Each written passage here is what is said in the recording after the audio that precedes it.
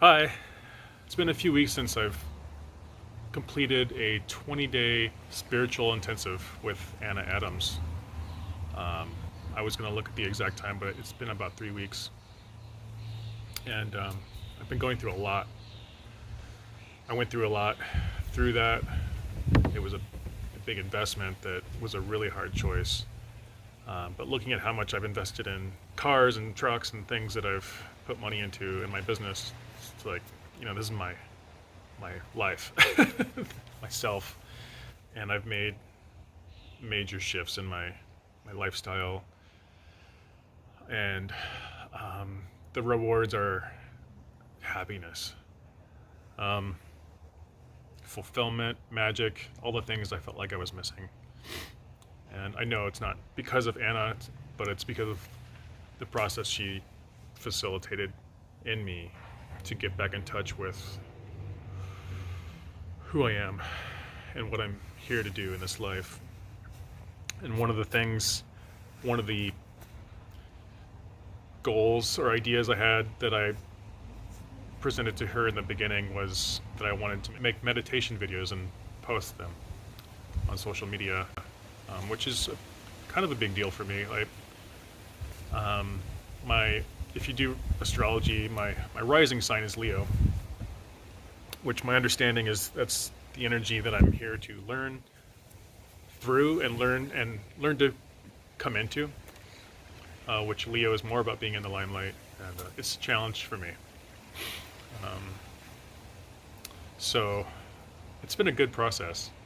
So she encouraged me to just do that right away for our sessions. So that was cool to basically film myself um, exercising the homework that she gave me for each day. Do it like as a video that I would post, but wasn't posting right away. I will post some of those. I posted one of them for my first video, the one about the sacral chakra. So last night was the new moon, um, and I completed some things that were just, whoo, oh, wow, awesome, awesome to complete, and um, yeah, turn a new leaf, turn a page in my book of life here. And I was going into really wanting to embody my ability to live my life, my ability to know myself, my own knowledge of my own abilities. I suppose it's really spiritually. I mean, I know my abilities physically, I know my abilities mentally pretty well. I've come to learn my abilities emotionally over the past few years. And it's more of this inner self-knowing that I was working on, that I have had to work on honing, and knowing that I am not just capable of these things, but I'm capable of living my life and being happy, being connected to life and to the divine, and that's real for me. I've never really questioned whether the divine was real, but there's some part of me that, like, I don't know if this is really something to put energy into. It's always been there for me, and what that means is something that I want to talk about in this video, because it is one of the first ones on my feed here, which is my background and what am I doing this for. And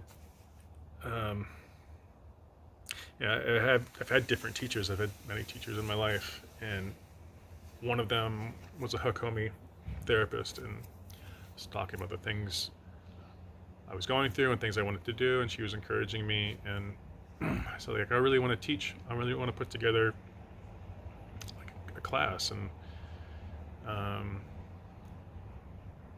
and she said, "What are you going to teach?" I was like, this stuff about these things I've learned about. So, what even is the divine? What is spirituality? Is that what we're talking about here? Or is it about being human and that's what this is about? And I kind of feel I'm gonna show you some images here soon that are like Buddhist and Zen type quotes and things like that. And I don't want to make it seem like I'm just appropriating, or that, I dabble in Buddhism and I do, but I come from a lineage of mixed things. I think, again, that's like normal American, but I mean, it's also looked down upon in the American reality that like we're just kind of like dabblers and we don't really have any substance behind us because we don't have a committed, like we've been doing this in our generations after generations, and it's created a unique experience where, yeah, there's a lack of integrity in some people about that, and maybe a lack of respect. And for me, where I'm coming from is total respect for all paths. I believe all paths have meaning and reason for their existence and value. And they're all fucked up in particular ways too. All of them. And that's good, that's okay. Because we share flaws. And if we don't share those flaws, then we lose part of our connectedness, because our suffering, our flaws are part of what actually connects us. Because our truths, they connect us also, but all the theology, this is where people find separation and argument and things like that. So that gives you a part of my philosophy. To be more specific for myself, I grew up in a spiritual ministry called the Emissaries of Divine Light, that had its roots in Christianity. You can kind of almost say it's a Christian mysticism type discipline and teaching, but it was its own thing. It's become something that I've outgrown. I value it immensely. I'm super grateful that I had this background. My own yearning was found and met in these teachings. Have been really valuable for me. So that's why, like, some of the things that I may talk about have to do with Christian stories, biblical stories. And one of the books I read was by Thich Nhat Hanh later in life, in my early 30s. I think it was called Buddha Mind, Christ Mind, and it really talked about the parallels between Buddhism and Christianity. And I found that book just to be so cool, and a beautiful piece about how the symbolisms relate to one another. The experience I had middle of this past week, this past week has been a doozy. A lot of hard work. I see my life in waves, in cycles, and I see my experience, my emotional energy going in waves. And I've learned to notice that and accept those waves and not get attached to the high or the low. Going through all this intensity, there were some intense lows. So this was after our 20-day intensive, and my business has had multiple projects going on that I've just kicked off all at once, because everybody's like, this week. So in order to get these jobs, we had to just go for it, and I hired a couple more people, and so now I have a four and a half person crew, and we took on these 3 different projects and had another person doing other side jobs at the same time, and all of our main core projects that were multiple day projects were starting to go over budget. It was starting to become very stressful. And I had one morning where I woke up and it was just like this immediate pang of just, oh,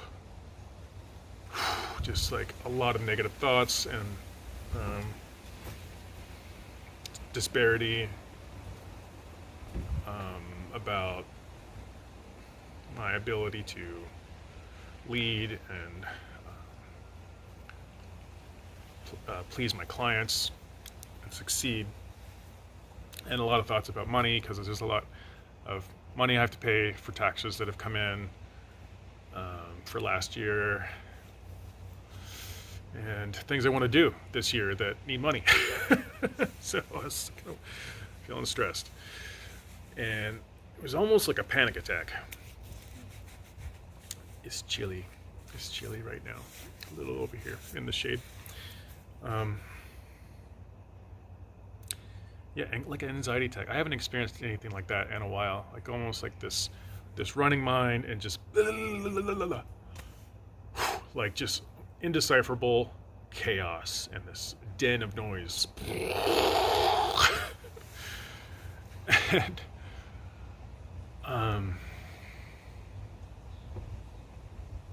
there's one tool that is the tool of tools that is so it's hard to even put into words what it is to me, because it's such a it's like a cool glass of water on a hot day. Like, I found it. The last one.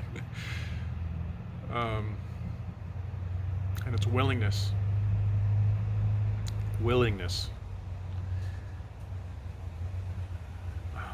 It's the one tool.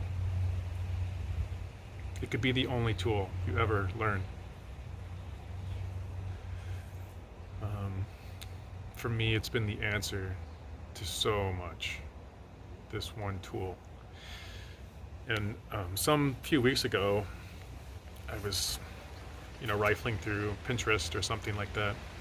I wish I would have saved this, but I saw some kind of quote out there that said, in all this elder's teachings, this wise old sage, I think he was Buddhist or Zen master or something like that. The one thing, the most important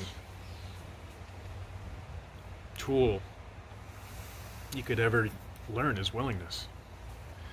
And when I saw that, I was like, that's cool, because like that's the thing I found in my life that I've always thought, this is it.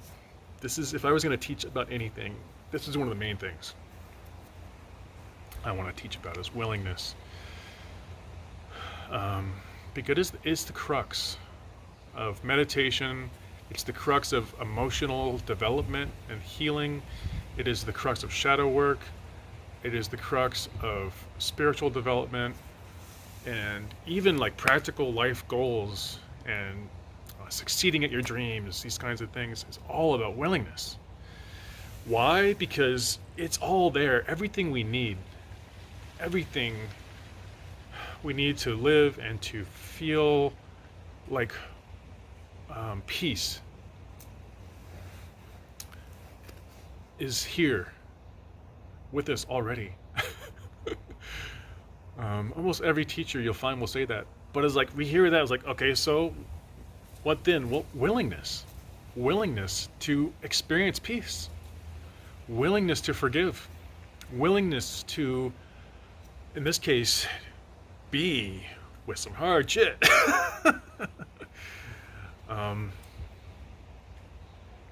And that's been where I've really, like, oh my gosh, saved my ass through some hard nights, some hard weeks.